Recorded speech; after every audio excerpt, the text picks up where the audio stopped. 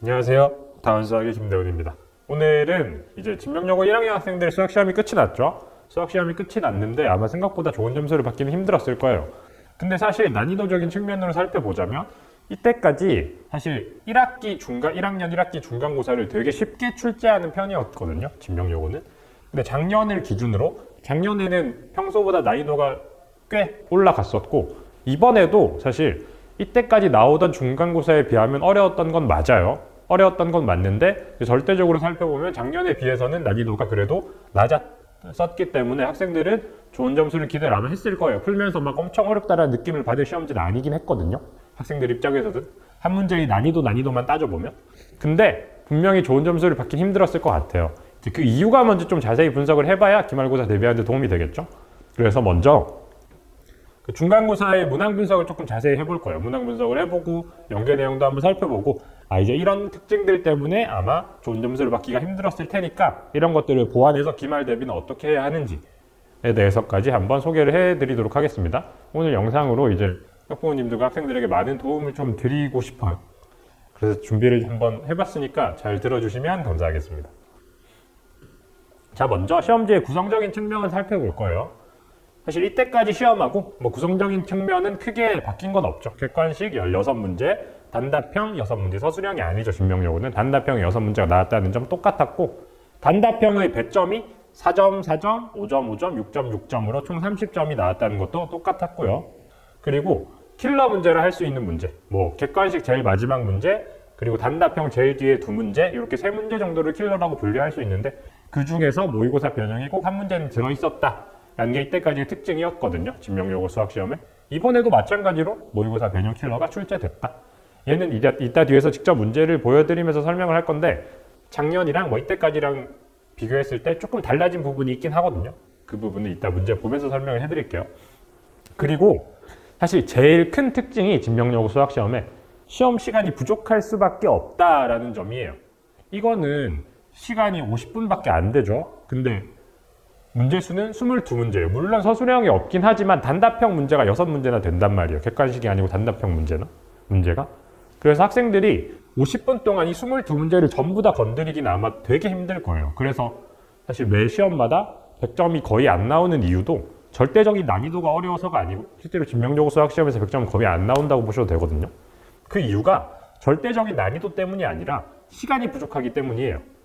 이제 시험지를 어떻게 구성해서 시간이 부족했는지에 대해서는 연계 내용을 조금 보면서 설명을 해드릴게요. 자, 이번 중간고사 문항들을 제가 하나하나 쭉 보면서 이제 부교재, 진명여고 EBS 올림포스를 항상 쓰죠. 그거랑도 비교해보고 모의고사 기출들이랑도 비교하면서 진짜 얘는 이 문제를 변형 숫자만 조금 바꿔서 냈구나 라고 할 수 있는 문항들만 연계됐다 라고 생각을 하고 저는 뽑아온 거예요. 총 22문제 중에 EBS 올림포스에서 변형한 문제가 16문제나 돼요. 퍼센트로 따져보면 70%나 되고 모의고사 변형 문제는 뚜렷한 연계점을 찾을 수 있는 문제만 2문제예요. 2문제. 누가 봐도 얘는 요 문제가 원본이구나 라고 찾을 수 있는 거예요. 그게 총 2문제가 나왔는데 10%라고 볼 수 있겠죠? 22문제 중에 2문제니까. 그 모의고사 연계 문항의 번호를 한번 잘 보면 16번이랑 21번이에요. 16번 객관식 제일 마지막 문제고요. 21번 단답형 뒤에서 2번째 문제예요. 아까 말씀드린 킬러가 객관식 제일 마지막, 그리고 단답형 제일 뒤에 2문제라고 그랬죠. 킬러 3문제 중에 2문제가 모의고사 문제를 그냥 숫자만 조금 바꿔서 그대로 냈다라는 게 이번 시험의 좀 특징적인 부분이었어요. 이때까지는 킬러 문제 중에 한 문제 정도만 모의고사에서 뚜렷한 변형점을 찾을 수 있게 냈었는데 이번에는 킬러 3문제 중에 2문제를 확실하게 연계해서 냈고, 사실 그럼 단답형 제일 마지막 문제 한 문제가 남죠. 그 킬러 문제. 그것도 모의고사 유형이에요. 모의고사 문제를 제 생각에는 한 2-3문제를 섞어서 낸 것 같은데 그것도 분명히 평소에 모의고사 기출들을 많이 풀어봤던 학생들이라면 당연히 맞출 수밖에 없는 문제였을 거예요. 그리고 부교재의 연계율이 꽤 높죠. 사실 여기서 좀 놀라셨을 텐데 사실 저 부교재 연계율 70%는 허수라고 봐도 돼요. 그 이유가 뭐냐면 부교재에서 연계되는 문제들은 되게 쉬워요. 되게 쉬울 수밖에 없고, 그리고 딱히 부교재를 열심히 안 풀어봤더라도 어느 문제집에서나 찾을 수 있는 유형들로만 연계해서 시험지를 구성을 했기 때문에 뭐 부교재에서 70%가 나온다고 한들 부교재만 달달 풀어야겠다라고 생각하는 학생들이 많진 않았으면 좋겠어요. 물론 부교재만 풀어야 되는 학생들도 있겠죠. 그 부분은 제가 이따 설명을 해드릴 거고. 자, 지금까지 들어보면 EBS에서 어쨌든 70% 연결해 나오고 모의고사 기출, 사실 목동권 학생들이라면 모의고사 기출, 시험 대비를 하는데 모의고사 기출을 안 풀 리가 없겠죠. 그래서 이렇게 구성이 돼서 나온 시험지가 어려울 이유가 없을 것 같잖아요. 그쵸? 그래서 아까 말씀드린 게 절대적인 난이도는 어렵지 않다예요. 근데 시간이 부족할 수밖에 없는 이유가 이번 중간고사 범위를 한번 잘 생각을 해보면 다항식 연산 파트죠. 앞에 계산 문제들이 워낙 많단 말이에요. 그래서 EBS에서 연계된 문제들이 대부분이 난이도는 되게 쉽지만 계산을 한 번, 두 번 해야 하는 문제들을 조금 더 꼬아 놓다 보니까 선생님들이 그 앞에 있는 쉬운 문제들을 풀다가 보면 학생들이 시간 가는 줄 모르고 푸는 게 아마 이번에는 문제였을 거예요. 그런 계산 문제들을 하나하나 신중하게 실제로 이번 시험지를 갖고 계시다면 6번이랑 8번을 참고해서 보시면 돼요. 6번이랑 8번 문제가 계산이 되게 복잡하고 학생들 입장에서는 이게 맞나 싶어서 한 번 더 검사를 할 수밖에 없는 문제들이거든요. 이제 앞부분에 그런 계산적인 문제들을 많이 넣어두니까 학생들이 분명히 시간에 쫓겼을 거고, 시간에 쫓겼다면 뒤에 있는 이제 킬러 문제들은 평소에 많이 연습해봤던 모의고사 기출일 텐데 거기에 접근도 못 해보고 아마 종이 울리는 상황이 됐을 거라고 저는 생각을 합니다. 항상 진명요구 수학시험은 시간과의 싸움이다 라고 생각을 좀 잘 해주셔야 돼요. 자, 그래서 이제 그 모의고사 변형 킬러들이 어떤 수준으로 변형이 돼서 나왔는지를 좀 자세히 살펴보면 재밌을 것 같아서 문제를 가져왔어요. 왼쪽에 있는 게 실제로 이번 중간고사 객관식 마지막 문제였고요. 오른쪽에 있는 건 그거 원본입니다.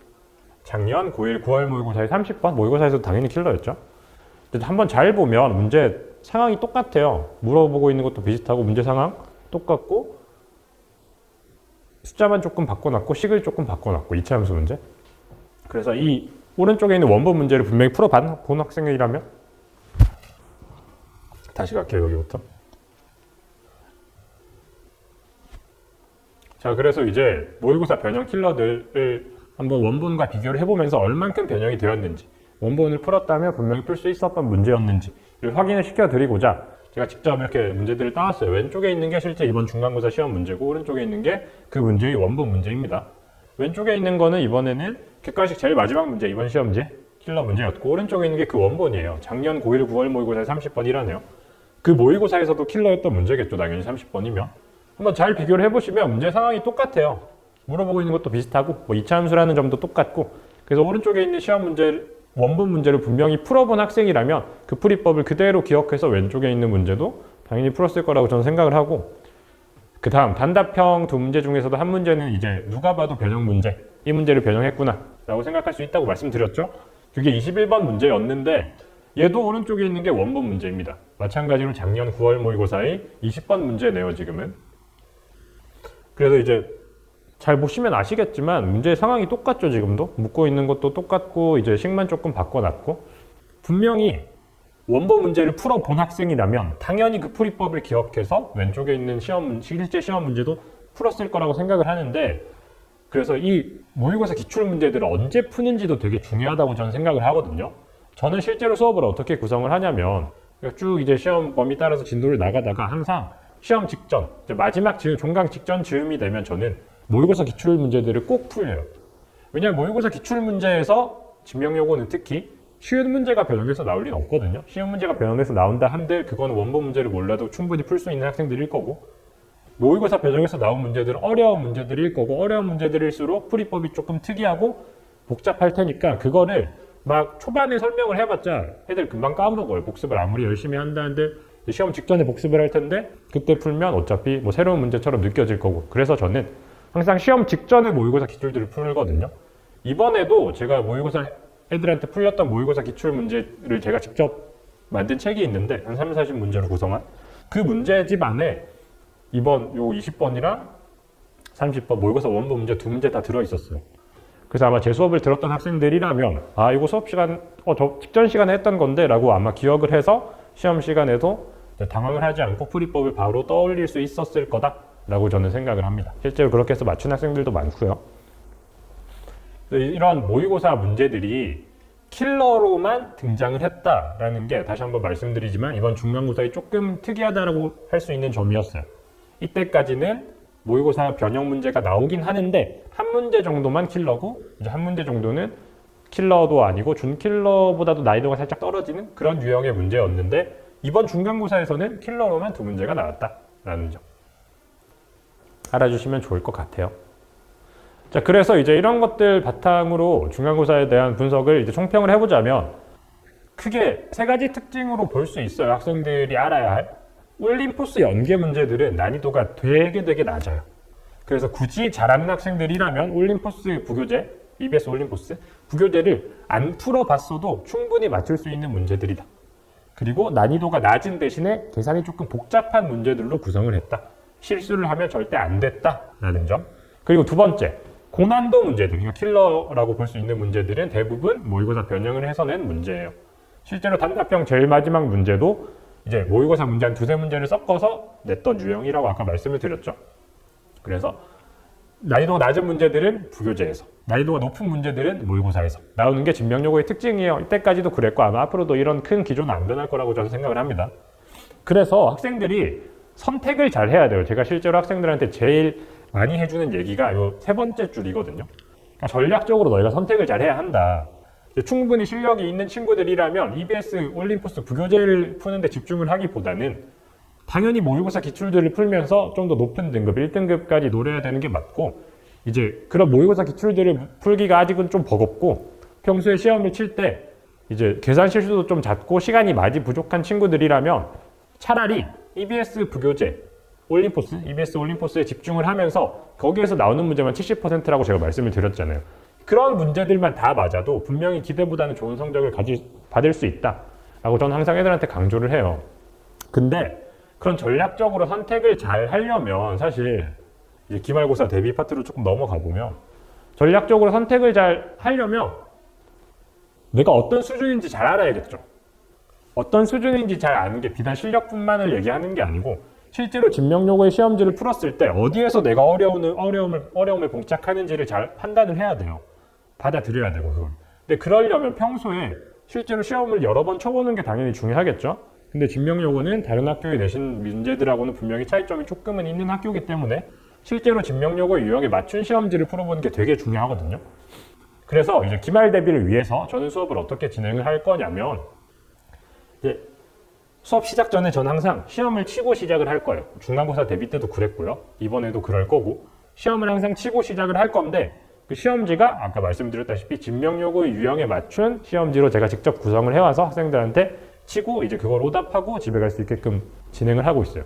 그러니까 그러는 이유가 이제 그걸 시험지를 실제로 치면서 진명요구랑 비슷한 시험지다 보니까 이제 학생이 어디에서 조금 어려움을 겪는지 제가 판단을 하고 코칭을 해주기 위해서예요. 아까 말씀드렸다시피 이제 앞에서 실수는 조금 안 해. 계산 실수는 전혀 없고 뒤에 고난도 문제들을 접근하기 버거워하는 학생들이라면 당연히 평소에 말했던 고난도 문제들은 모의고사 기출에서 변형이 많이 되어 나오니까 모의고사 기출 위주로 연습해보는 게 좋을 거고 그게 아니고 고난도도 당연히 어렵지만 그 앞에서 계산 실수가 워낙 많고 난이도가 좀 낮은 문제들도 어려워하는 학생이라면 EBS, 올림포스, 부교재에 집중을 해서 평소에 연습을 해보는 게 당연히 좋겠죠. 그렇게 전략적으로 선택을 하기 위해서, 선택을 시킬 수 있게 하기 위해서 저는 평소에 모의 시험에 좀 집중을 해서 수업을 진행을 하고 있어요. 실제로 학생들이 그걸 많이 치면서 이번에도 한 학생이 해줬던 얘기인데 실제 학교에서 시험지를 받아보니까 우리 평소에 학원에서 치던 시험이랑 구성이 너무 똑같고 너무 비슷하고 그래서 당황을 하지 않았다. 시간 관리도 잘할 수 있었다라고 얘기를 해줘서 되게 뿌듯했거든요. 그래서 이번 기말 대비도 시험지를 위주로 진도를 나가고 풀이를 하고 이제 단원별로 진도를 나가는 식으로 구성이 될 거예요. 그렇게 하는 궁극적인 이유가 어쨌든 진명요구 시험에서 좋은 점수를 받으려면 앞에서 나온 실수 관리를 잘 해야 하고 그거 결국 궁극적으로 시간 관리를 잘해서 고난도 문제들을 얼마나 많이 맞추느냐인데 그러려면 평소에 시험을 많이 치면서 결국 제한 내 시간 50분이라는 시간 내에 주어진 문제 22문제라는 문제를 내 능력을 충분히 발휘해서 풀어내는 능력을 갖추는 게 제일 중요하죠. 그런 능력을 개발하기 위해서라도 저는 실제 수업을 시험지에 좀 초점을 둬서 이제 진행을 하고 있다라는 점 말씀드리면서 혹시나 수업에 대해서 궁금한 점 더 있으시면 학원으로 편하게 문의 부탁드립니다. 오늘 영상으로 이제 좀 풀이 죽어 있는 학생들이 많을 거예요. 중간고사가 기대에는 못 미친 성적을 받았기 때문에 그런 학생들이라면 오늘 영상 꼭 보시고 많은 도움을 얻어 가셨으면 좋을 것 같아요. 그러면 여기서 마무리하도록 하겠습니다. 들어주셔서 감사합니다.